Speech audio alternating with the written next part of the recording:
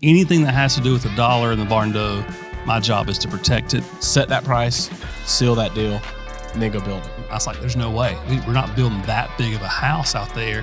We're locking that number in on the front end of that contract, so monitoring all that data is absolutely paramount. One of my favorite days is the day Ross and TJ walks in my office and they close the door and they're looking at me like two kids in a candy shop and they're like, what about a helicopter?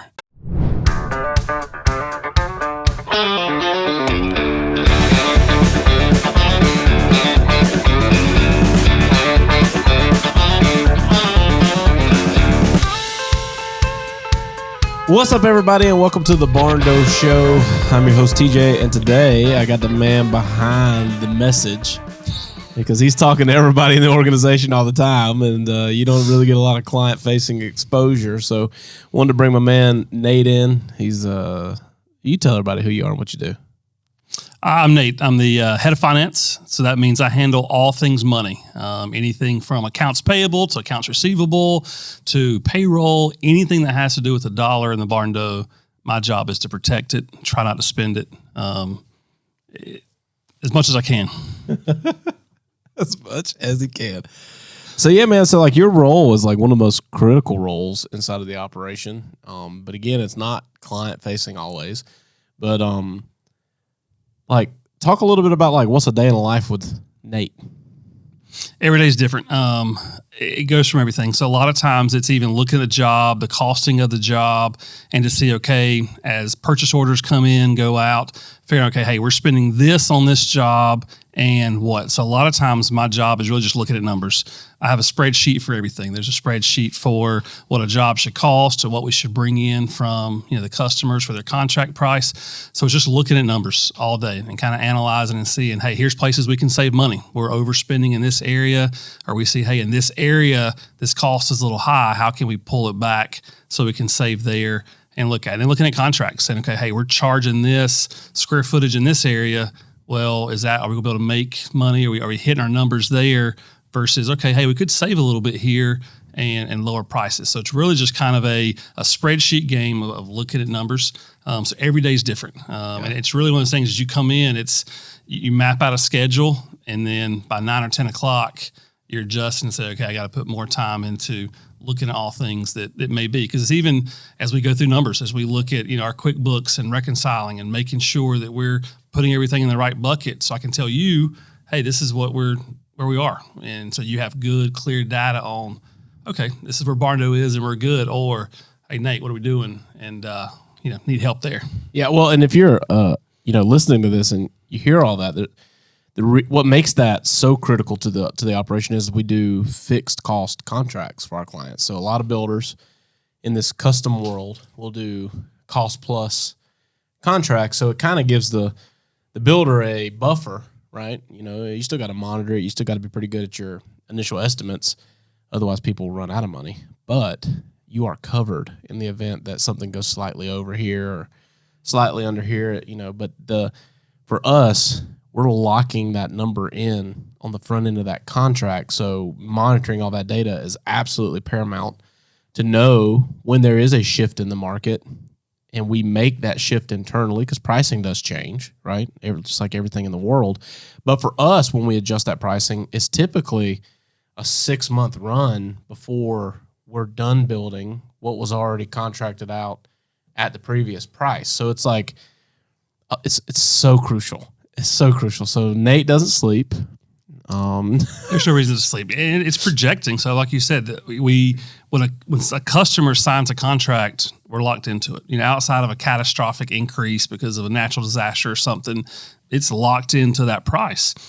But we're not building that house for anywhere from 3 months to finishing in 9 months. So you have to project. We have to look and see, okay, here's trends. Here's what's lumber. Our lumber costs change every month. We lock in for a month with our suppliers, but it's just it's very crucial that we are projecting and saying, okay, here's where market's going, and it's just tons of data that we continue to compile to give us good info. Right. Well, and and the thing is in doing this, and everything's in scale, and some of the things like not just scale in the number of units that we're producing, but in the product we're delivering. Like we've got really clear on what we will and will not do.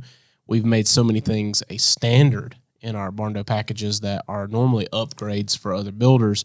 And so we've had clients that, had seen that we were building for X. We built their brother's house, and, we charged him this, and they're in the system 6 to 9 or even 12 months later, and there's, $20 more a square foot built in, and the consumer side immediately goes, these guys are just gouging. They're trying to get rich. And that's really not the case. Walk through that. Like what drives cost fluctuation? And we try to hold pretty tight. We've pretty much been on the same numbers for close to a year. But like, what drives some of that conversation? A lot of things, and pretty much, and I joke, and this is something I always say, is I used to go to Target and buy deodorant for $5. That deodorant's now $9.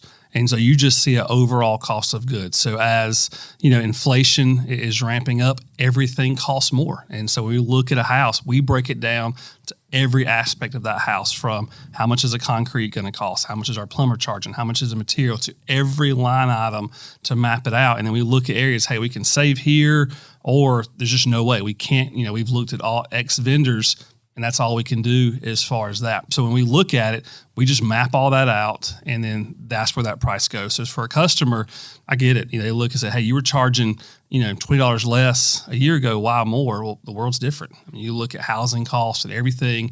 We're not just trying to, our margins aren't any different. Like we're trying to lock in. That's one thing I love about Barndo is, yeah, we're in it to make money. We're in it to make a profit. But we also want to make people be able to afford to get into a house. And so there's a lot of areas where we do eat some cost, and we do offer things that other builders don't, because we do want it to be a great experience for the client and to get them into their dream home at an affordable price. But we also have to make money. I have payroll that I have to hit for our employees every 2 weeks. And you guys as owners, we're not working for free. So it's that fine line of, we're in it to make money, but we also want it to be an affordable product that homeowners can get into. Yep. Well, and I don't think no one would know this, but unless if you're in business and you're kind of like tied to the core of a business, you might be privy to some of these conversations, but it's not like we just meet once a quarter and look at numbers and just come up with some kind of great sounding price increase or decrease. We've decreased prices in markets too. So like it's, if not daily, it's a weekly conversation about the nuance that you guys are digging down and like really holding a magnifying glass to the process, the products, the process, and the people that are involved in this, to see, is there a way to pass savings to the customer without sacrificing quality?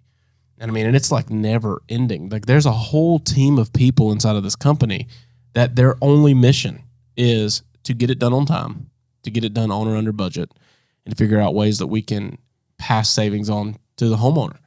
And, I think some of that gets lost in the weeds sometimes, because it's super frustrating, especially in Barndo world, because, I've had this conversation 1,000 times and had 400 different perspectives on it. But, you hear they're just so much cheaper. I was at an event last night with a bunch of guys that are in this little networking group that I'm in, and they're from all over the country, and they're all talking to me about building barndominiums. They're like, yeah, they're just so much cheaper. And I was like, how much cheaper do you think they are?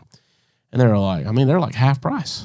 And I was like, no, they're not, And so again, within reason, you got to compare what you're comparing there. Like, did somebody build it themselves? Did they build it to code? Did they have codes? Like, is there like what? There's a lot that goes into this. And so like the comparison that I always give our sales team to talk about is like, if you compare apples to apples, it is cost effective, and you will have a 10 to, sometimes 15% savings compared to another build of a similar stature. But if you're comparing apples to oranges, no, it's not, like there's definitely cheaper options. There's really quick build, spec home, mass produced homes that you can absolutely buy for less money. There's homes that come on wheels that they're less money, a lot cheaper. And so and I even see this in conversation. People will be like, yeah, we're looking to build a barndominium or maybe just, get a double wide or a modular out there. And I'm like, well, it's that that's like saying like, different worlds. Yeah, we're going to buy a Porsche, or maybe just go get down there and get us a used car. Like it's not to degrade it. Right. But the budget drives that, right? The reason why you drive this versus this was the budget. It's not necessarily a need. Like, they're both vehicles. So there's nothing wrong with it, but it's not in the same category financially. It's just not. Right. So kind of inside of all of the stuff that you're doing with numbers and all that kind of stuff, like how do you fit into kind of the, like, not being in the field building Barndos, right? You're not in the sales world. You're not in that client facing seat, but everybody's heard me like pound on core values, right? Inside this company. Like which one do you kind of cling to and why, and how does it show up in your day to day? I think from the outside perception, we did the company awards back in January, and I got the N for Never Stop Giving. I think part of that is I'm a workaholic. I just enjoy it and all. I think my favorite is really love what you're doing. And I do. Like coming to work each day is not I have to get up and go to work. No, I get to come to work. I'm excited to be there. This is a fun place to be, very much of a family aspect. And I think that's where loving what I do, it does allow me to work with those different things where I'm not in the field with production. I'm not, necessarily a part of sales and what they do or, with procurement and the ordering, but in that financial seat, I work with all. With production, I love our head of production, Nick. We're really good friends, but I'm hard on him. I'm like, you got to stop spending money. Or, it's little things. It's, hey, we do 5-inch gutters. Hey, I sent 6-inch gutters to this house, which that costs $1,000 more for that house. Well, in my mind, if we're going to build 100 houses this year, that's $100,000 decision. So helping production see the littlest decision like that goes. So I think just having that, loving what I do, it does make it fun. It makes it, even though I sit kind of in the back corner office, people pop in now and then, but I don't see customers. I've seen probably 4 or 5 houses that we've built just going out here and there, but for the most part, I see a spreadsheet and I know customers by their name and what their contract price is, and how quick they sign their draws for me, which helps the bank release the money. That's kind of my evaluation of them. But yeah, I think core value for me, I just really loving what I do. Well, and what's been cool is like filling that seat because you've been with us a year and a half. We'll go with that. Yeah, it's about 16 months. Yeah, so yeah, close to a year and a half, and like stepping into that role, you didn't like replace somebody. We literally built a seat. That, because used to it was kind of like a split seat thing, and we built the seat, you came in, and then like that perspective of cost drives everything, it really poured into the process that we created to make the experience better. Because one of the biggest hurdles and obstacles that we had was in custom building world, like there's a tendency to do allowances. You get to a point, they're going and picking out the stuff, and they've changed their mind again, and then there's a change order, and that's just like building. That's just like if you're doing custom building, you got contingency fees in there. You're going to spend change orders. You're going to change your mind. We don't have that, like, because we're basically doing semi-custom and custom homes in a production world, and so we really had to get really laser focused on all the selections up front.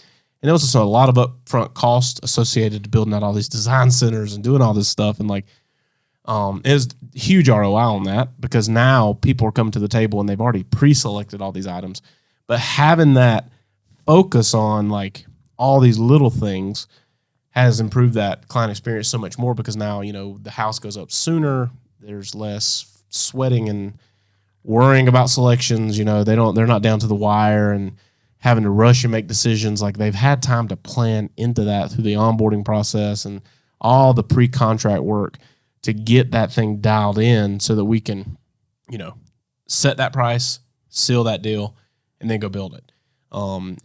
Before that, we just didn't have that perspective. And like, you're always that perspective, it's like, hey, this is a great idea, and I get it. This is what people want, but this is what it costs to do it.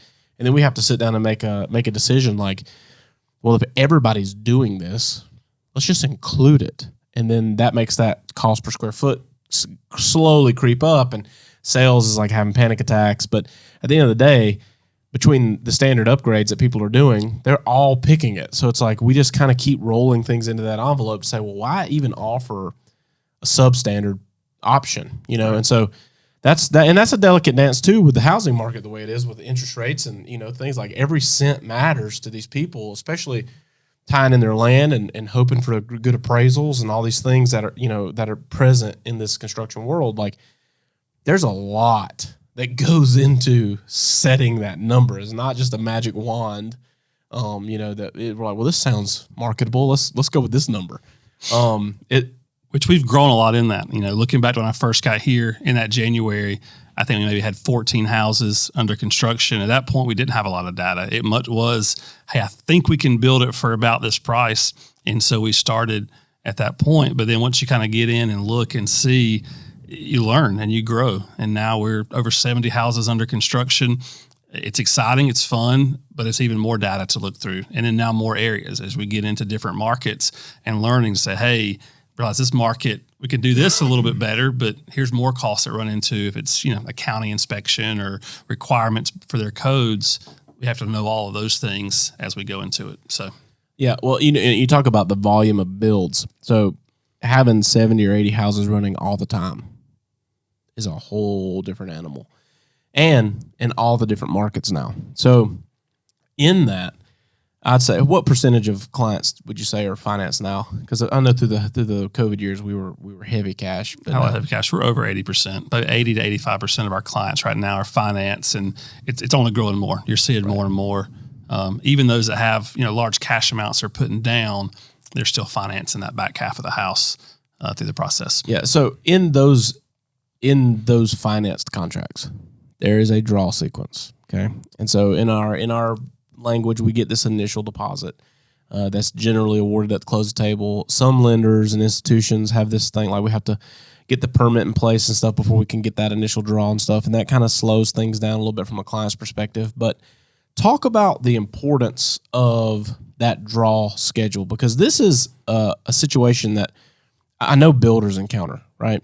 And homeowners, there's a little bit of a weird view on this. It's like, I'm in control of this. This is my money. And so like, I want to make the right decision, which is great. I love that they think that way, right? You should be that way. But in the scheme of getting the house done, right, and getting it done on time and keeping that schedule consistent, how big of a piece or how big of a role does getting that draw initiated quickly play in that? It's huge for us. I mean, money is our blood. If we don't have blood in the system, we can't function. And the one thing with those finance deals is we're not paid until the work's complete. So we're fronting all that money. If it's lumber, concrete, whatever it is, we're fronting that money for that to happen. So with the draw sequence, the work's completed. For me, the key for our if you're looking at somebody in business or another contractor, it's making sure your project managers keep good, up-to-date, clean schedules. Because as we've grown, I can't have conversations with our 12 project managers and ask them each day, hey, where are you at on this build? Where are you at on this build? Or we're never going to get anywhere. So we have automated schedules to where I can look and see, okay, here's the stage he's at. I'm ready to pull a draw on that. So then it's working with the bank, calling, because there's a time piece there. When I call for a draw, the bank now has to go and look and say, okay, we agree that work is done. Then they come back and say, now we're ready to release X amount of percentage of the draw. Here's the money, and the homeowner can sign it. Most of the time, 9 out of 10, I'd say the homeowners are great. They sign it pretty quickly. Every now and then again, it may be, hey, you got awarded the money for windows, but we're missing one window. We're not signing. And I think for me, that's where that's the one time I do get to engage with homeowners. And I try to do it in a nice, way of, hey, they're all there. One is on back order, but the work's done. It's one of those things, they always hold 10% on that back end for those last little punch items. So it's just kind of educating them to where we didn't just call for that number. The bank sent a third-party inspector to go and look at it to make sure, yes, we agree this work's done. So having that third-party person look at it does help, because it's not Barndo saying, hey, we did it, time, you can pay us. It's the bank sent this third-party person, and now they've awarded it.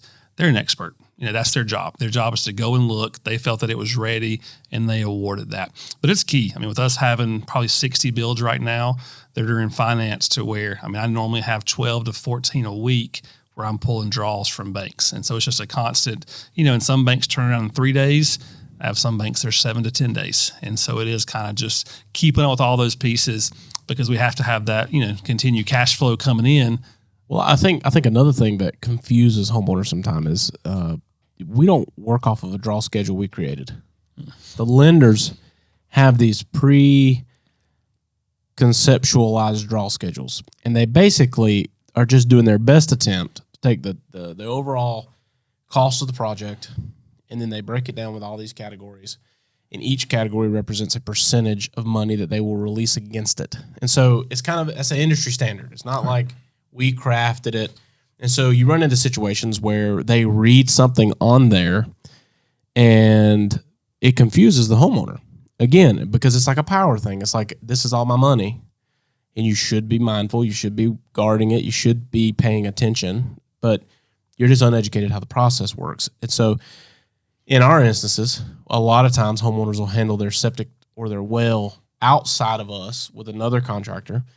And so there's none of that money's factored into the amount of the loan that we're drawing against. But one of the check boxes will be septic and well, and the bank will award us the percentages on that. What they don't realize is like that, let's just say that's 5% together. That's 5% on the money that you're paying us to build this house. And they'll say, well, you didn't do my well and my septic. I'm not releasing that. And so they get confused. Like, break that down a little bit about, like, it's not necessarily play by play. Correct. The percentage gets us to 100. So hypothetically, you have a $400,000 contract for us to build the house. Those percentage points are going to equal us to 400,000. But then some of them we may not do, be it well, fireplace is one I see, sometimes driveway in that. And so it's one of those where they will award us that, but it's really just us getting that total of your contract price and how we get there fairly. And so, yeah, there's some that'll get checked. Sometimes I also see the bank will actually break it out to percentage. So they'll say, hey, we get 6% for flooring, and 6% of your contract, may equal $18,000. And they come and say, hey, we didn't get $18,000 for flooring.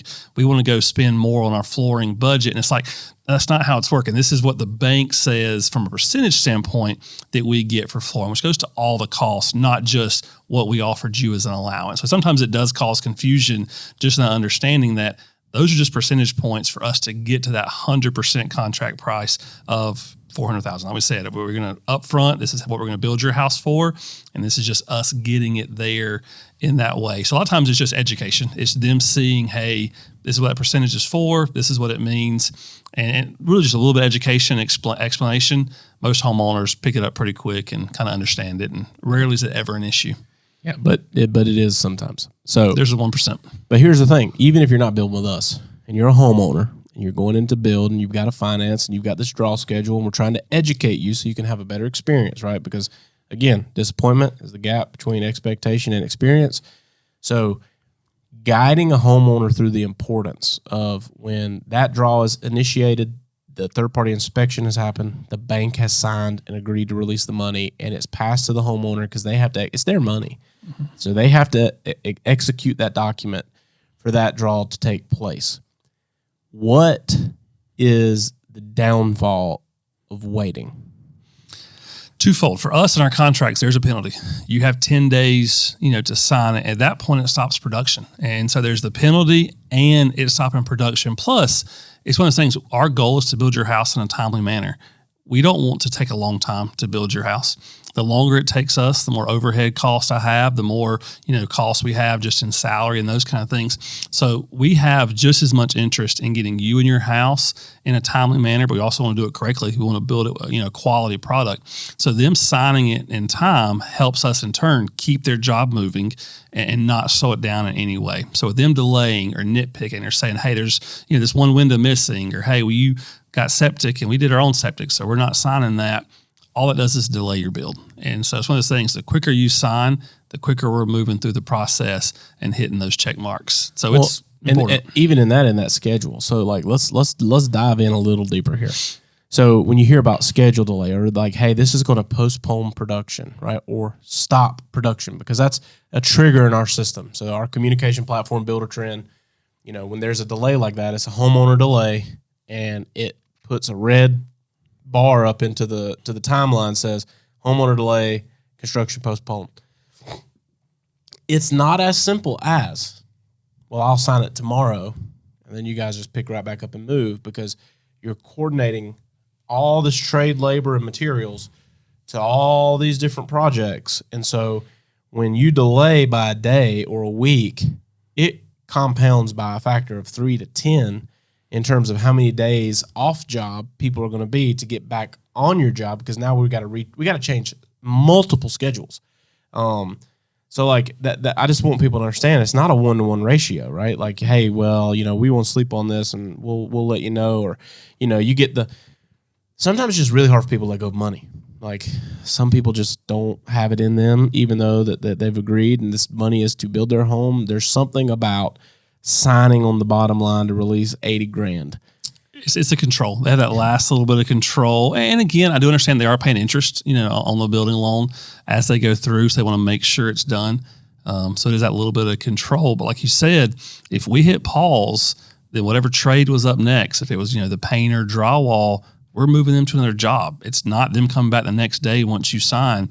It's they went to next job and are working. So again, it could easily, even delaying it a day could have a 2 or 3 week effect to get back to where we were. Right. And again, that boils down to running really concise schedules. And so, this is all stuff that we've learned in scaling the business model to like, again, there's a difference from when we were building 10, because inevitably there'll be people that have built with us in the past who are like, that ain't true. and so, but it's different now. It's just a different beast to be running all these jobs. Now, the beautiful side of that is by running that many jobs, job to job, our like build cycles have improved dramatically. We're a different company than we were even 6 months ago. In a good way. We were building a great product last year. It's even better now. And just the way we've cleaned up systems, the number of SOPs that we've come out with, and just the training to have project managers, sales, even the back end office people all on the same page, moving the same direction. And like anything, if we're all rowing the same direction, we're going to row better and row faster. And you're seeing that in the build times, the quality products that are coming out. I just can't stress enough to people that are in this journey, like it's not gloom and doom, and don't overthink the process, because again, you hit the nail on the head. The builder is just as incentivized to get you in quickly and efficiently as possible as you're wanting to get in there. And again, sometimes coming in because you're unfamiliar, it's okay to ask questions, but like just don't create a roadblock that creates a bigger one, because it just derails it. It derails the whole system when you hit one of these unexpected delays. And again, you've got a bank who's willing to fund that money. You've got a third-party inspection that says the work has been done. You've got us saying, hey, we need that money to advance to the next level. And then you're just uncertain. Again, that you're not the house isn't done. Right. All the money has not been awarded. There's a process to building. And I think helping people understand that process better, will help facilitate smoother transactions, because and let's just be honest, like there's not a lot of trust in anything anymore. Right. There's not a lot of trust at all. Like I made a joke a couple weeks ago with a friend of mine, was like, I seen somebody write a post on Facebook about McDonald's messed up their order.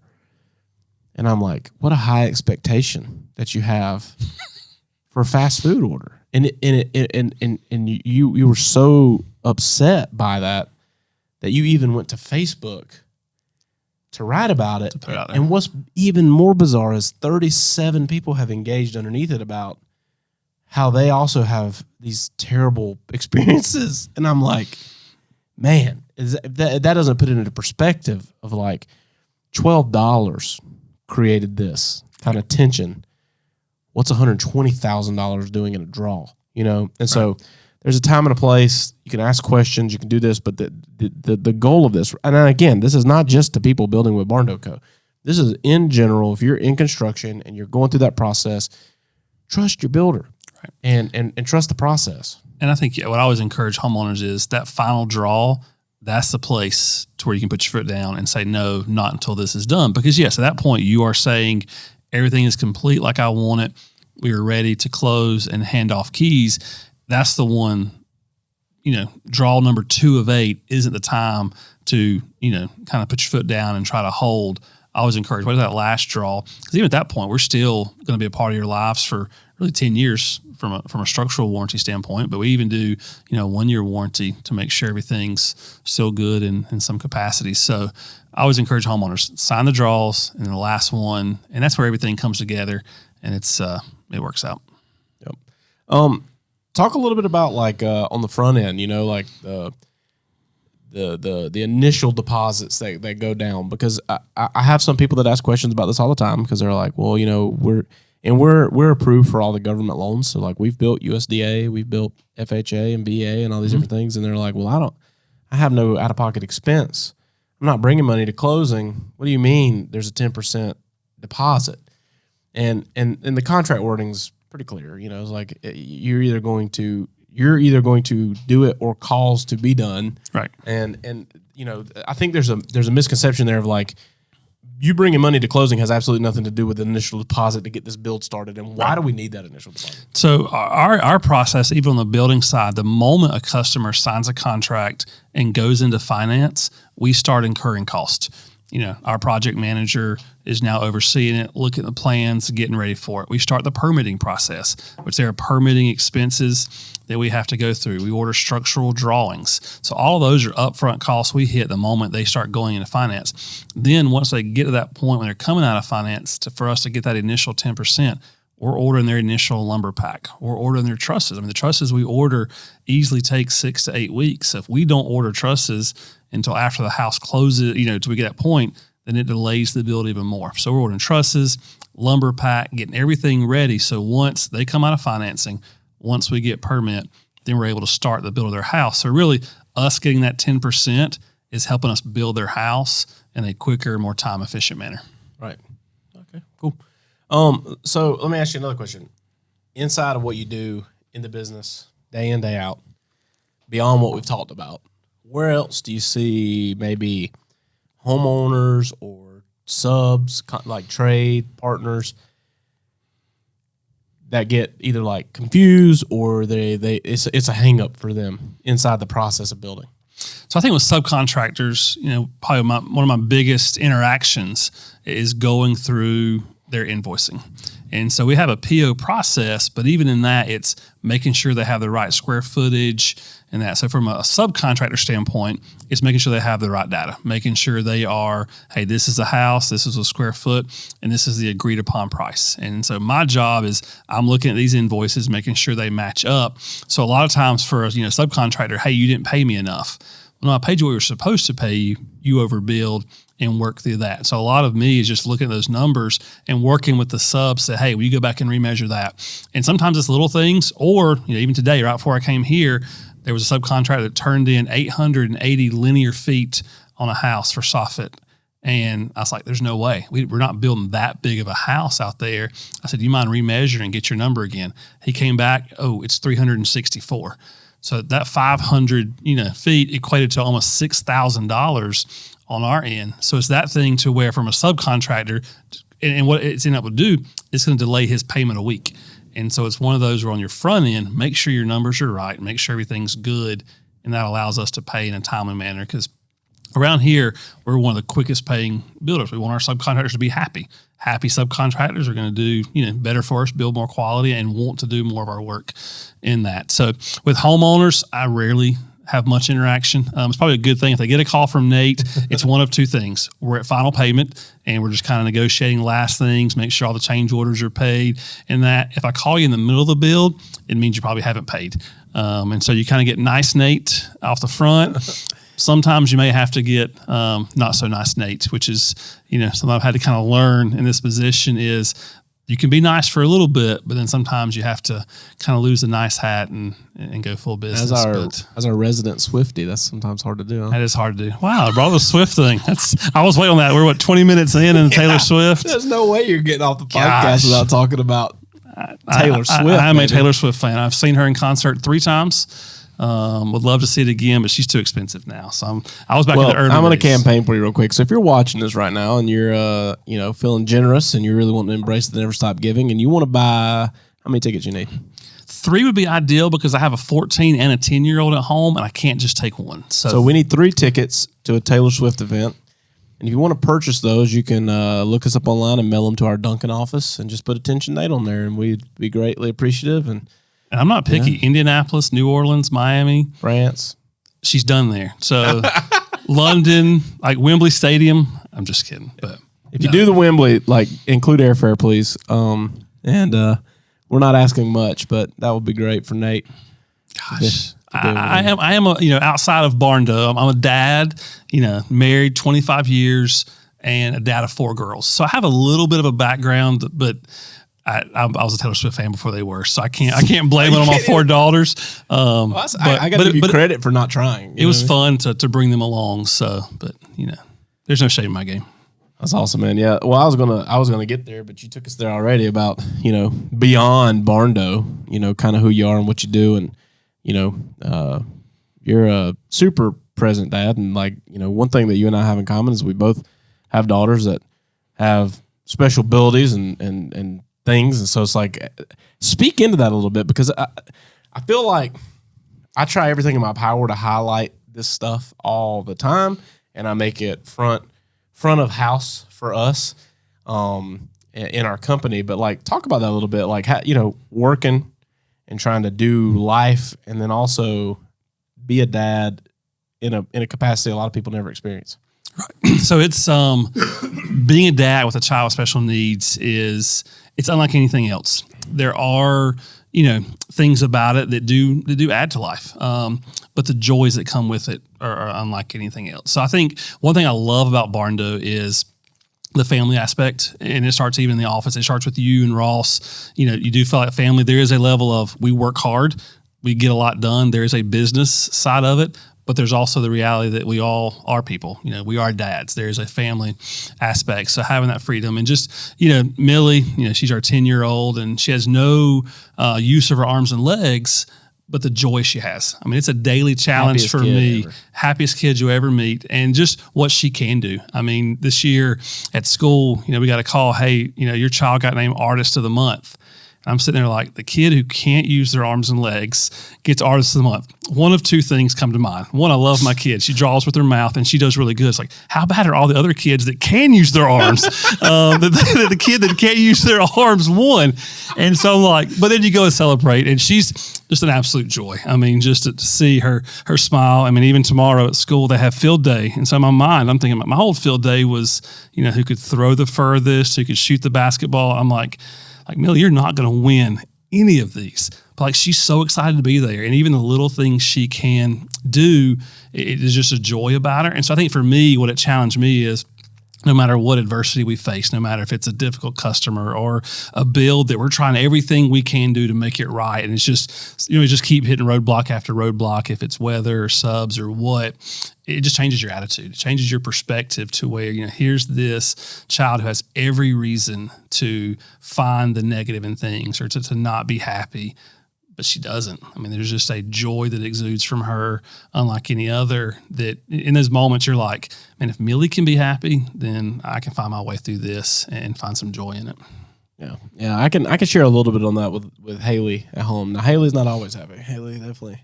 we say happy Haley is the greatest kid that ever lived, but there's days where Haley will just she'll put you in your place. I know you don't catch no slack with Millie either. Like, she, you're just her dad. Right. Like, you ain't nothing special. Like, you just daddy. And they're kids and they've got all the same emotions and expectations and everything that any other kid does. And what's funny is you and I sometimes have conversations, and the way we talk about our kids, or even you talking about like, Millie, you're not going to win anything at field day, but it makes people uncomfortable sometimes, because they're like, oh my God, I can't believe you would say that. But it's just life. Right. And it's like, my kid doesn't get no special treatment. She's just one of 9. And granted, she feels like 9 in and of herself, sometimes. She's got better as she got older, but she's just a pistol. And the funniest thing about Haley is, when we adopted Haley, she was 18 months old. Well, she was 18 months old when she got placed in our home, and she was 2 when we officially adopted her. And I think that's right. I think either she was about to turn 2 or she had just turned 2. I'm terrible with dates. My wife's at home like, you idiot. But they told us that, hey, she'll never walk. She'll never talk. She probably won't be able to feed herself. She's, just going to be incapacitated and not have the ability to do any of these things. And I remember in that moment, because part of our story is, our firstborn daughter, we lost. And we were like, we want to be parents at all costs.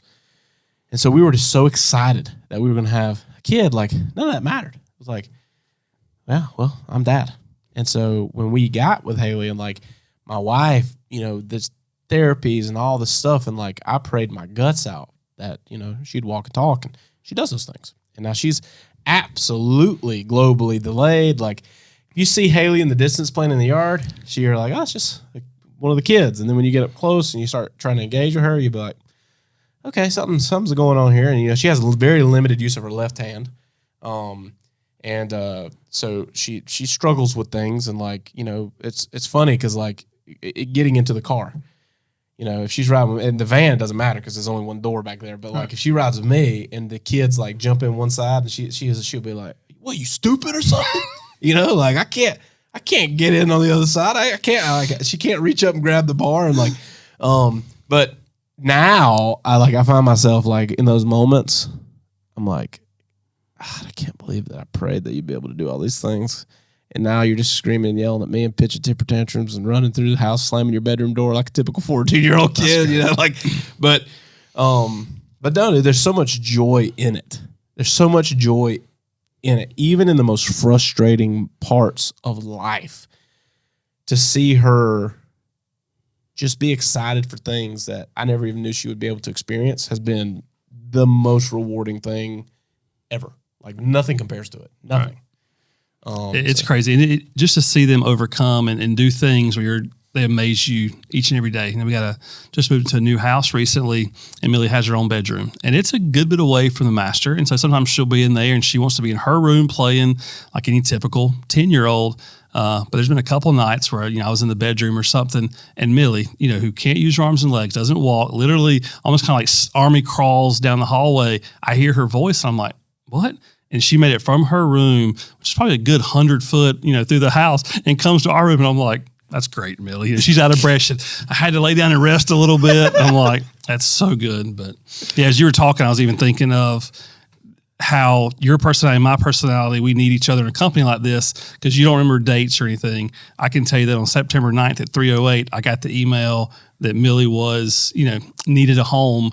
And then each date from there, September 11th, we said, hey, we're willing, we're available. 13th, she gets placed in her house. Then she's born September 16th. So numbers are kind of, in my mind, I'm like, I got all those. That's why you're the numbers guy. That's why I'm the string to your kite. Like TJ wants to fly, and I'm the string saying, hey, let's come down a little bit. We're going to get up a little higher, but let's pull it down just a hair. But yeah, dude. Well, that's fun. Well, let's tie that in. So, giving.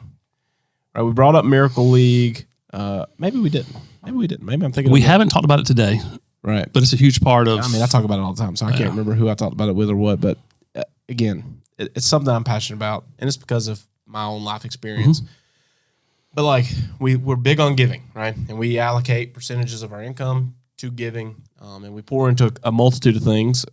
Miracle League is definitely the number one forefront, and then we give money to Miss South Carolina. And then now we're in these new markets. We've given money to various other charities. But kind of talk through that, because you're talking about, hey, I try to protect this and not spend it as best I can. And I knew in that moment you were talking about me. Because my big ideas are never like, let's buy new trucks or let's buy a new office or let's buy a helicopter. That's one of my favorite days is Ross and TJ walks in my office and they close the door and they are looking at me like two kids in a candy shop, and they're like, what about a helicopter? And it took me a minute because I thought and I realized they're not joking. Like they literally seriously have a plan of like, there's this helicopter we could rent. And I'm like, okay, let's look at it.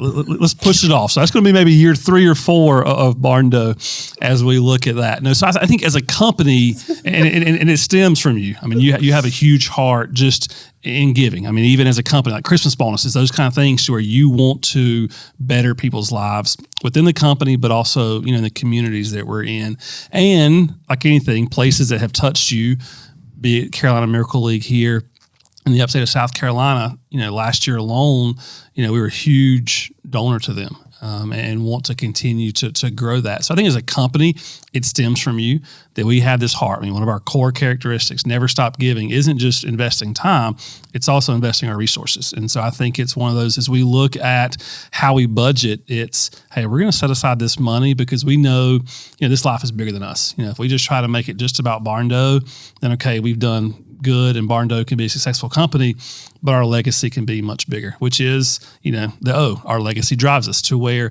we want it to be even bigger than Barndo. So as we want to give and make it, it's as we get into these communities, like we just moved into Dunn, North Carolina, and we look to see, I think there may be a Miracle League, but the local, there's a homeowner association came and said, hey, we've been doing this drive to pretty much raise awareness for like domestic violence or something.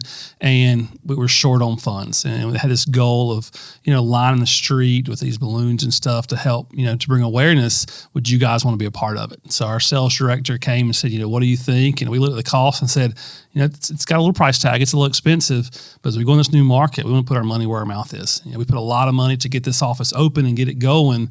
Well, let's take some money and put it. And so we fully met their need, which I think kind of shocked them. Like, we were just asking for a little bit. We didn't realize you were going to do it. That's what we want to be. We want to go into a community and really not just say that our legacy drives us and that we never stop giving. We want to put dollars behind it to say, hey, we're here. We want to be a part of this community and find places where we can, step in and help and truly, be a part of it. And in every budgeting meeting, I'm always like, we're going to earmark that for giving, right? Mm-hmm. So we had this, and I'm like, okay, yeah, and just, and those are the ones where, hey, we'll make it happen. And we have like each one, even last year, as you said, hey, we're going to give this. I'm thinking like, okay, but it worked out, and we were able to meet those commitments that we made. Yeah, man. No, it's fun to get that buy-in, and I've shared this story before. I'm not sure if I told it on the podcast or not, but like the Dunn office thing, I had no idea.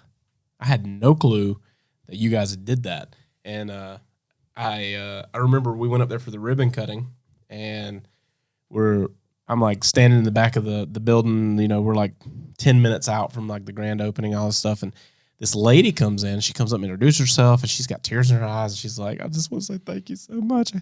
I couldn't believe that you guys, and I'm like, I think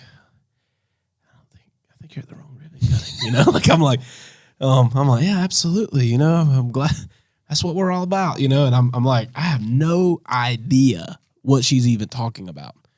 And so anyway, we go through the whole process. We do the ribbon cutting, everything. We're kind of cleaning up and getting ready to leave. And I looked at Alicia and was like, this woman's like over here literally crying and hugging my neck. I have no idea what she's talking about. And she was like, oh, yeah, we did that. And at that, I remember, because I had to leave there and literally fly to get to the Bridge Award ceremony. If you'd have had your helicopter, it would have been easier. That's what I was trying to say. Yeah, I know. You know what I mean? Give and take, Nate. Come on. But I'm flying down the road, and I have my whole family in the car.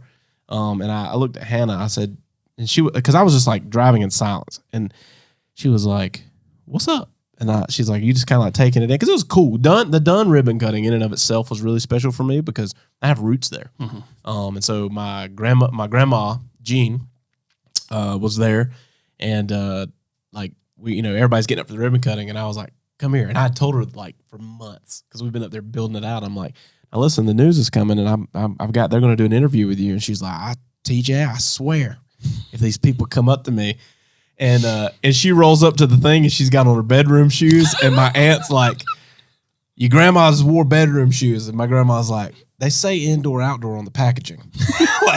She's like, we're outdoors, now we're indoors. Like, they're good to go. And so we're getting ready to do it, and I was like, come here. And she came over there, and she was like, I swear.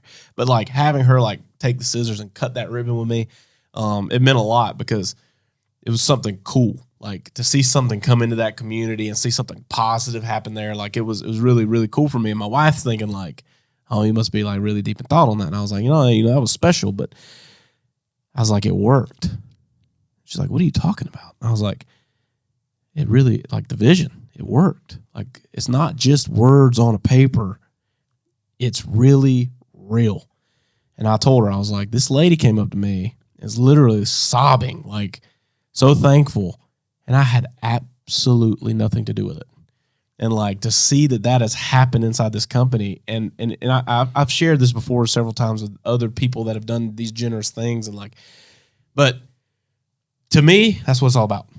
Hands down, that's what it's all about. Like legacy. What's going to be there when you're gone, right? Like Barndos are cool, man, and they're probably the coolest thing we could ever do. Like if I could have ever dreamed of like a dream occupation, couldn't have come up with anything much cooler, right? But how we do it. Right. And that to me is so powerful because I remember being in organizations where it was this back of mind, you're always like digging through the scraps and to find what you could do, but to go with intentions of like the first of everything is going into this has been just incredible. And I mean, I'll be honest with you, I'm weird. Like I'm a strange human being, and like I was like, maybe it's just me. Maybe I'm just a weird guy, lunatic with these crazy ideas. But to see it get bought in on and like hear everybody champion those core values and champion that and like it's absolutely surreal to me. Absolutely surreal. And it's going through the entire company. I mean, you even see sales agents, and I know we just, pops up on Facebook, hey, they donated something for this, to where it kind of becomes not only who we are as Barndo, but even the individuals that work for Barndo. You talk about Carolina Miracle League. We had 2 of our employees not just volunteer for Carolina Miracle League this year, they jumped in as assistant coaches and all that, just to show, it really just kind of, the whole company is about that kind of mindset. Not as a company, but also as individuals. Amen. No, it's been spectacular to be a part of something like that, and like now, like it's the most rewarding thing I've ever done in my life professionally. And to get to come on here and share some of that. So like some of the power behind these episodes are like, we always are looking to give value to people that are in this barndominium world, because there's so many questions, there's so much misinformation, there's so much just you don't know what to believe. Right. And so I try to get on here and like drill in. And I feel like we hit that nail on the head with, the draw sequence and what that looks like and how that operates. And I want to add value to other builders. It's not impossible to do this.